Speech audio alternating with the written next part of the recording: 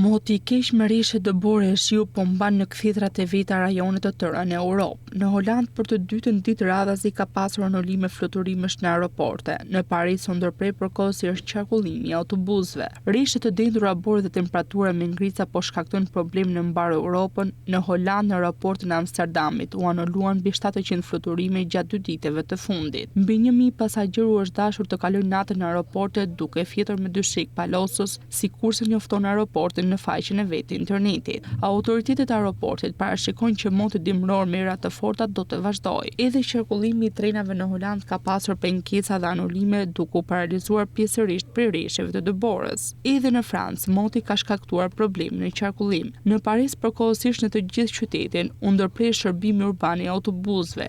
Edhe në qarkullimin e metros dhe trenave rajonal ka pasur pezullime. Në aeroportet e Parisit u reduktuan fluturimet. Rrallë vitet e fundit shtresa e borës ka qëndruar kaq gjatë në Paris. Edhe në veri të Francës, si në Lille, ka pasur vështirësi në qarkullim. Në mbarvendin në autostrada ka pasur pengesa me rreth 1650 km gjysej. Si pasojë e aksidenteve rrugore në Francë kanë humbur jetën gjysej 5 vetë. Gjermania ditët e ardhshme gjithashtu pritet të ketë moto të rrazuar. Pas rresheve të fundit, pritet një val me intensitet bore deri të premten. Me pas vala e personit të ulët do të ketë lëvizje drejt Europës qendrore, duke sjellë borë me akull, njofton shërbimi sinoptik i Gjermanisë. Meteorologët parashikojnë për të premten në veri deri në lindjet një val stuhie në drejtim me lindjen. Kjo do të çojë në uljen e temperaturave shoqëruar edhe me rreshe dëbore.